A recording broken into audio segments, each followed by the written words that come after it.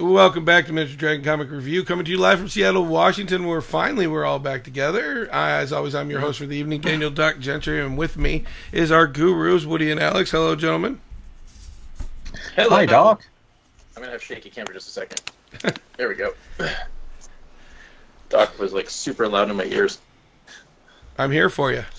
We're right. going to be jumping in and doing a little Alita Battle Angel today. But before we get started with that, what do we were talking earlier, and I just want to see if you want to get it out there. We were talking about seeing a new Netflix show. What was that? Oh, yeah. It is called The Umbrella Academy. And since that just came out, next week we will be doing the second graphic novel for the Umbrella Academy. Thanks for the warning. I mean, seeing as how you already read it preemptively last time.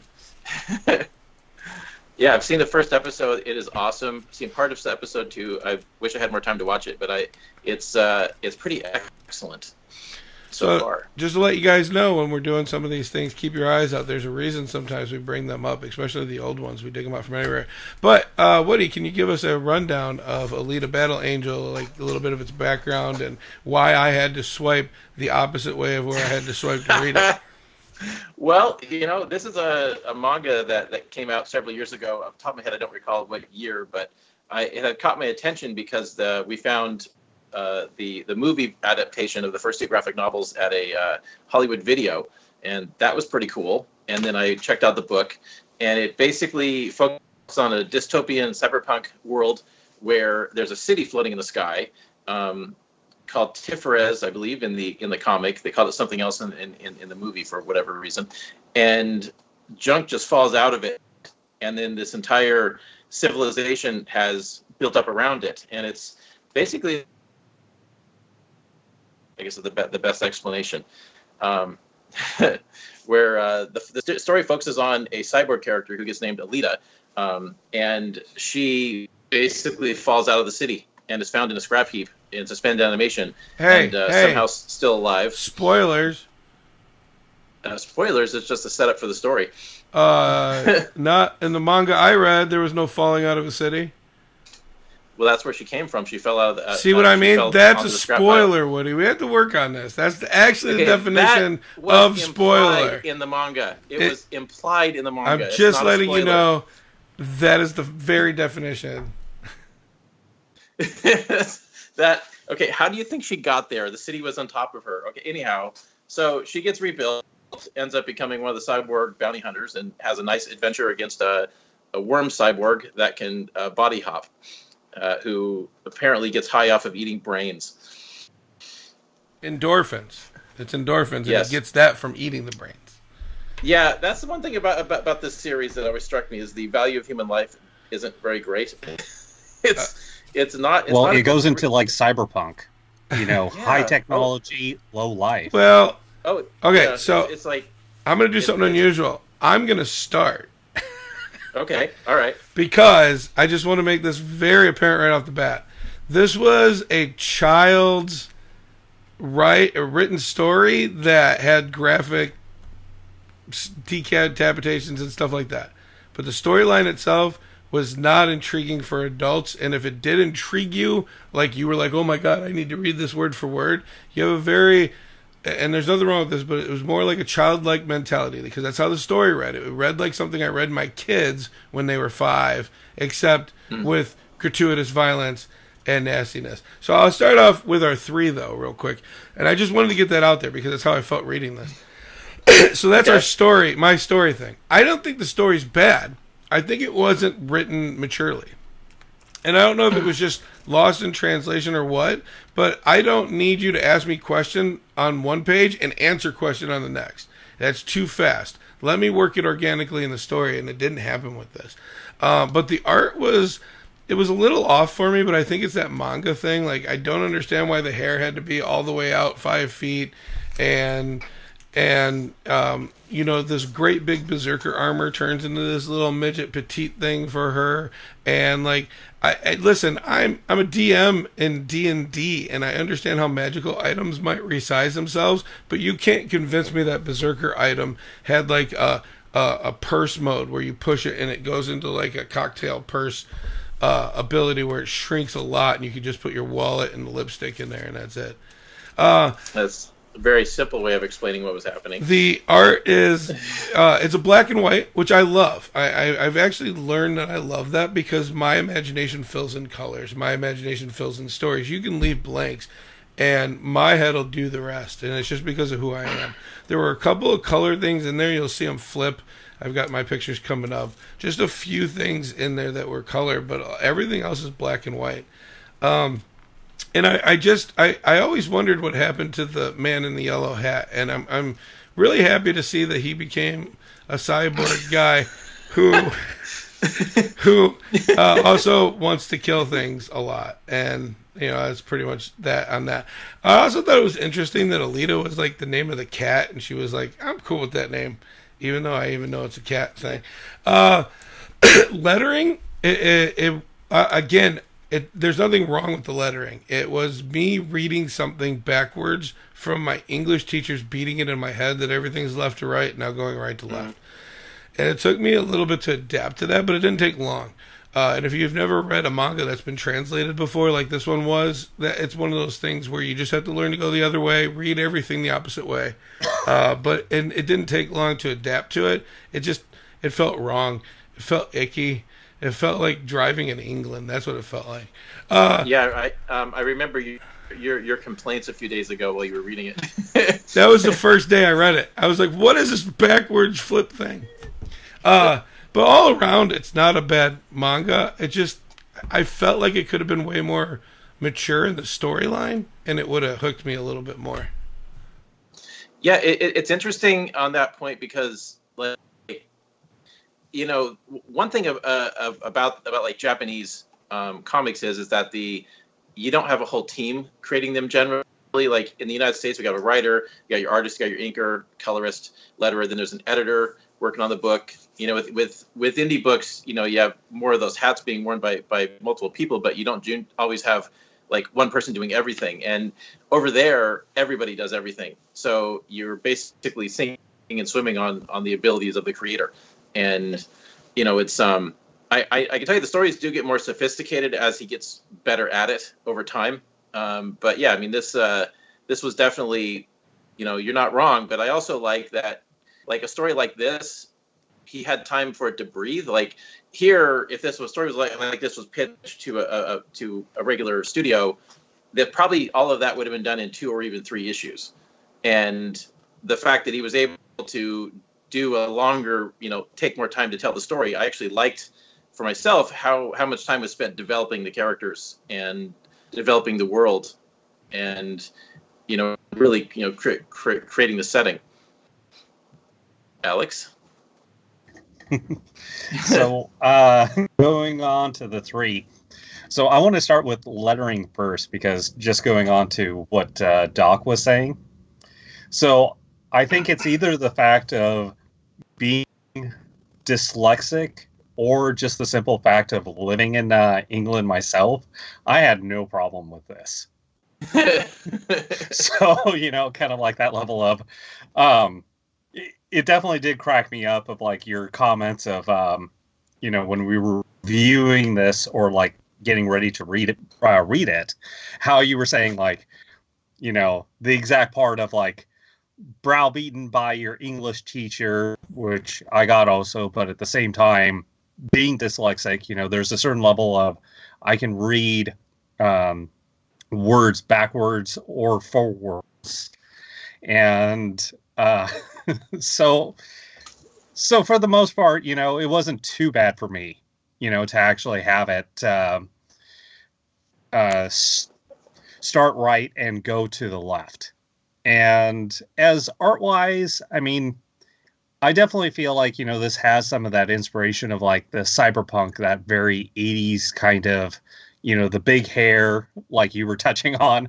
Granted, the 5 feet definitely does make quite a difference, but it does have some of that kind of like classic time period kind of tropes of how after Neuromancer, you had a lot of cyberpunk that started really coming out in the 80s and had a real influence on the style, the look, the way that the characters had, the big hair kind of situation. Well, the manga though is that because like faces tend to be very similar on characters because of like their, the way that like, because the influence from Western culture on their animation, it caused so many similarities in character design that they, often the way you know who a character is by the hairstyle. Well, I guess because I didn't read this manga. I think this conversation started. We were doing this because I was watching the trailer and I was like, "Oh, please tell me there's a comic book for this." And you guys were like, "Yeah." Oh, really? Oh, yeah. And yeah, I want to go see the movie. I just haven't had the chance to yet. I just like in the movie, like I got that aspect that it was a cyborg and she was trying to fit into society. And I think I like how the movie does it because the only thing that sets her apart are those really big eyes. And you're in that, but you're okay with 5-foot hair. I mean, okay. And untranslated. My other part of this that I didn't like is the untranslated sound effects. By the way. Yeah, that's kind of a weird one. It's common for them to not translate them. You just kind of have to follow with it. Doc, have you seen the movie yet? No, but okay. Back to the manga though. The reason that annoyed me was in other comic books that we've done. I've been getting more into little sound effect things in the background because sometimes I'm really impressed when they're unnoticed, but you read them. I don't know if that makes sense to you. Like it just fits into the scene in your head, but they're in the background, and then we do this, so we actually go through these more than once normally. And as I'm going back, I'll find it and be like, "Huh, I didn't even see that the first time." And I guess I was just annoyed that it wasn't translated because it didn't give me that opportunity. I did not have that opportunity to be like, "Oh, I get that now," or this is what they were trying to communicate with that. Well, it's actually common to not translate the sound effects in these things, possibly because it's just so expensive to go in and edit that much artwork and then have somebody go in and put the sound effects in. But like for me, I get to a point where I just don't notice it anymore. Like, sometimes it's a little screwy because like I would love to know what this means, but I just, it's just part of reading manga, and you get to a point where it just you just don't notice it. Not a fan. I've read mangas in the past, but I've never. I think when the ones that I've read, they've switched them for me because I don't remember ever going right to left, and like they just made things right. Yeah. And whatever. This is the first one I've read that was backwards. I'm gonna say backwards. I don't care what you guys. Oh, Japanese, blah blah. I got it right here. I was just looking at what I said exactly in our chat. Yeah. And it was funny that it took you 12 hours to tell me the title when I asked you if it was just Alita or called something else. I asked you at Tuesday at 9:50. You told me Wednesday at 11. I got really busy, man. And so at 11 you told me what it was. I downloaded it. And then I just wanted to point this out. They're not joking. At 1:30, I'm like, I'm already annoyed with this. It's written backwards. And then I think Daniel Cozy, the guy who designed our layout, was the first one to tell me, like, you can't give him grief for it. That's how Japanese writing is. I'm like, and it's annoying. It doesn't make you smarter. It just makes it annoying. And then I added at the end. It makes me feel like I'm driving in England. I've only done it once. That's why I'm putting it out there like that. Yeah.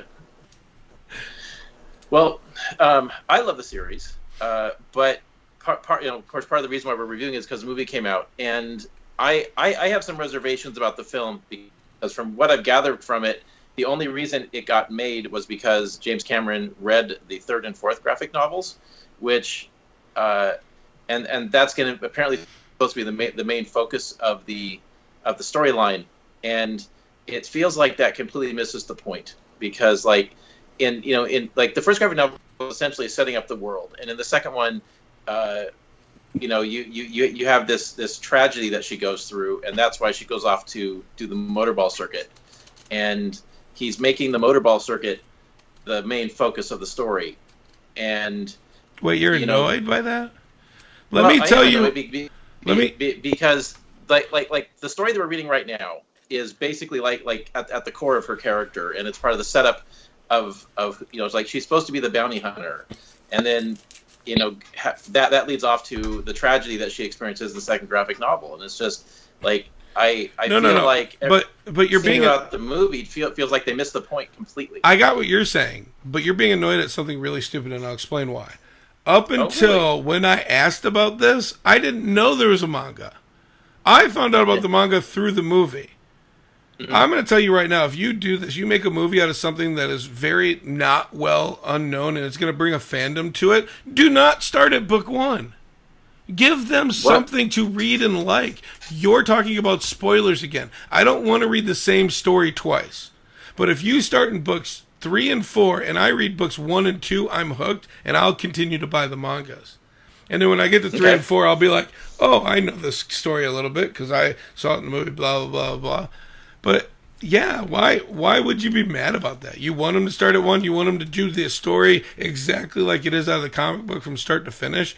And then what? What's left? Then people come to the manga, they read the first one and go, I'm never buying these again. I already know the story. I watched the movie. To a certain regard, that almost goes into that statement about like Bruce Wayne, his parents get killed in Crime Alley, and we have to start there because a new generation has never seen that before. Wait, not all of them are killed in Crime Alley, gosh darn it. Yeah. Well, no, my issue is that like there is the character has a certain like beginning. There's a certain thing that she is, and like I don't mind if people doing that. Hollywood has to change things all the time anyway, so that's fine. Like a lot of adaptations is never going to be the same because it kind of can't be. But the issue that I have is like there's a reason why she went off to the motorball circuit that she does in the movie, and from what I've gathered, that's not even in the movie. Like that's not even part of the story, and I guess I'll find out for sure when I go see it. It's just let the new fans have this, Woody. That's all I'm saying. Let them have this. Let them watch the movie and then go to pick up the manga because they enjoyed the movie, and then fall in love again with the manga because now they find out there's a reason she's in that ball tournament.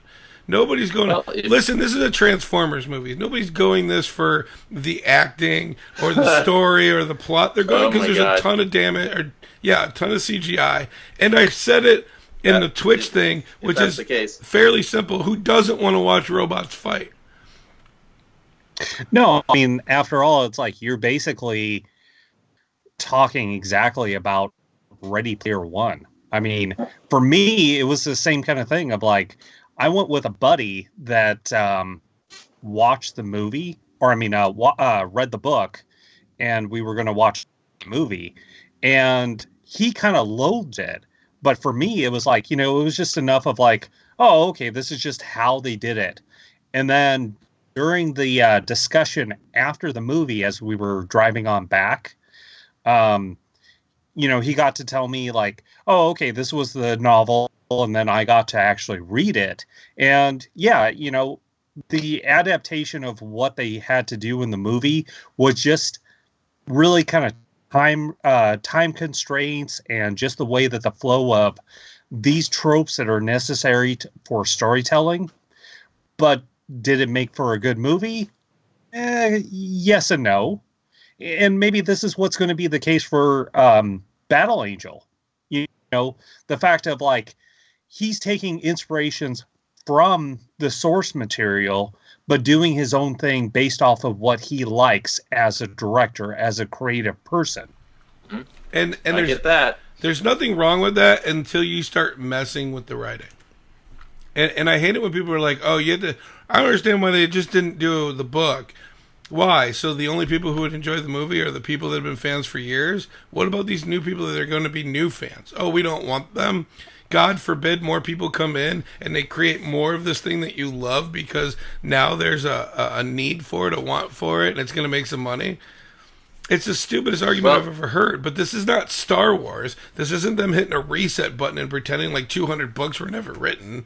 This is an adaptation of the mangas, and I'm sure that's what it's going to be. It probably won't be perfect, which will leave you something to love if you love that and you go to read the mangas, and now you have this new thing. I do apologize about my voice, everybody. That's okay. Well, I hope that the movie has substance and that it's well executed and that it's enjoyable. Like you're comparing it to Transformers, which were completely without substance and not enjoyable. But like for me, I guess what it is like you have decades of storyline with this character, and the Motorball story was just a blip. It was just a minor event in the character's history, and it isn't the whole point. So, but I do plan to see the movie. I hope it's good, and I hope it's as good as the books have been. I mean, I've certainly thoroughly enjoyed them up till now, and I would recommend them highly if somebody wants to read a fun cyberpunk event where it's almost on a Where's Waldo scale of all the shit going on in this world. Hey, Woody, take a guess. What do you think Transformers made in the box office? More than the movie's worth. Let's see. The first one did 319 million. The Revenge of the Fallen was 402. A total of $1.5 billion. Yeah. So somebody out there watched it and liked it. They don't get my money. But they watched it and they liked it. And just because you were reading the comic books and you had all that other stuff and you didn't enjoy that, doesn't mean it didn't bring fans to what you love so that they will create more of it and down the line. And that's my argument here. I don't care. Hopefully. I don't care that the fans, the diehard fans, don't like it, as long as it stays semi-true and the people that it brings to the manga enjoy the manga as well. What's the problem? Then you get this manga for longer because now millions of people are going to come to it that didn't even know it was there. Creator thought of the movie. That would be interesting. From what I've seen and what you're saying, though, it's not like it's going from the storyline. I didn't hear that last part, by the way. You're doing this Max Headroom thing. Like I said, this isn't Star Wars.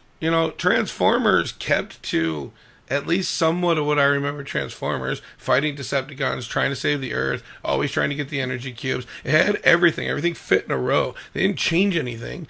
It wasn't like, oh, well, we think Starscream would be a better Autobot, and let's put Bumblebee as a Decepticon. Like, that would have been incredibly stupid. They didn't do that, though. And they stayed to what Transformers, the initial part of Transformers was. And they added a little humorous stuff in it, too. But if you were to go from that to read the comic books, you wouldn't be like, oh, the movies lied. You would be like, oh, another story. It's not Star Wars, where if you go to the new Star Wars and then you pick up a book and you go, the hell was J.J. Abrams thinking? This is way better. That's my argument. That's all. Okay, well. What'd you think overall, though? Nice shirt, Doc. What? Nice shirt. I know. Here.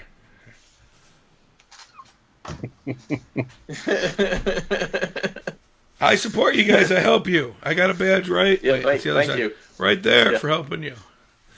Yeah, and I'm proud of it. Graphic novel very soon. You see it all the time. Yeah, but what's your final thoughts on this? What do we got? About 6 minutes. Well, it's a book that I thoroughly enjoyed when it came out. It's a series that definitely gets better and better as it goes along, and very well thought out. And I like it. I think it's not for everyone because it's pretty brutal. Definitely pushes the rated R aspect. Certainly not one I would ever give to a child. But it's a fun series, definitely well thought out, and it's definitely going somewhere. And it is one of my favorites. Alex. So for this one, ages ago, read it. I think like the first time that myself and you, Woody, when we knew each other ages ago, like you introduced me to this. Right. And it's kind of interesting to think about like how part of my tastes have changed and also just kind of things that have been inspired. Because I've taken certain aspects from the book and like if I've done Shadowrun or Cyberpunk or other game systems where cyborgs are available, I've taken certain inspirations from this manga.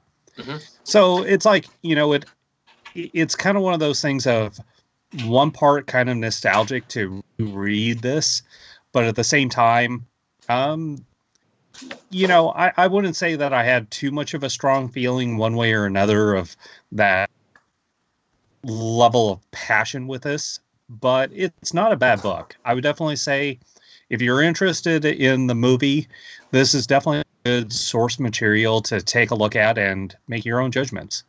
Hey, I wanted to real quick interject what you were saying about taking inspiration from it, because if you read my book Cyber Symbiosis, you'll certainly see where Eric, our artist, has taken huge inspiration from Battle Angel. Like the fingerprints are all over the book. Like there's a couple of characters you'll see in the background that you swear they walked out of the pages of Battle Angel. Oh, and actually, just thinking about that, within the book itself, it actually takes inspirations from other various sci-fi, because it had the robot from, what was it, Forbidden Planet, mm-hmm. and various other like sci-fi things that you could just see like little Easter eggs, which I thought was actually much more entertaining. I think somewhere you'll see the robots from the Black Hole, the Disney movie, The Black Hole, floating around. Same scene. Yeah.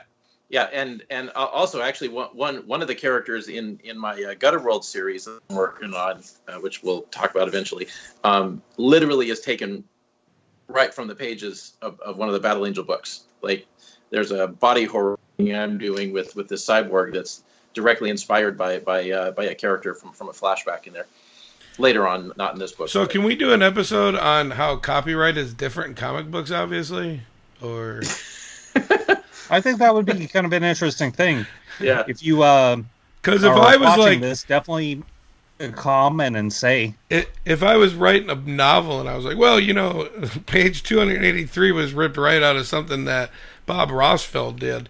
I'm pretty sure Bob Rossfeld would be at my front door with a thing like, here, I see you in the court in about a month. I'm suing the crap out of you. Well, like directors do this all the time. Where like, I took that shot from this movie I saw that I liked. It's like it's just part of the art inspires art, and like that's a cool idea. I want to do that with this character. It's not like it's the same character, but the same, like you draw inspiration from certain things. I believe you. I just realized that the copyright is very loose in the comic book world. That's fair. So my final thoughts. I didn't hate it. I didn't love it. I'll be honest, I didn't finish it. I think I got to 178, and it became more of a chore than anything at that point. I didn't like it. The story. I agree with you that this seems like somebody wrote it. Like this is their first time, or like second or third time going through and writing something. Mm-hmm. But like, I hate story things that happen too fast. I hate when people feel like they have to tell you something. And as you think about it, you're like, I didn't need to know that. Like, it doesn't change the story whatsoever for me. Or it doesn't change the story, period. You can look at it, subjectively and objectively and get the same answer. I'm not saying this is bad. I'm not a fan. It didn't draw me in. And like I said, all I kept thinking of every time I saw her creator was the man in the yellow hat without his hat. So... I mean, he went from screwing up a monkey named George to building Alita and turning her into a massacring hunter, whatever they are. It would have been funny if you had a cyborg monkey hanging around. That would have been the end of me. I would have been like, "Oh, copyright does not exist in comic books. Go nuts, everybody." Yeah. Any final statement? You got a minute? Well, we're getting into the final, push to get to Emerald City. So we've got, we're just getting all our stuff together. We'll be at booth 1812, and come check us out. We're looking forward to seeing you there. We'll have copies of all of our stuff. Alex, you want to tell everybody about my prowess as a DM and GM, or you got anything? So I'm definitely waiting for Doc's next game, and... keep it nerdy. As always, read more comics, keep it nerdy, and live your dreams. Bye. Bye.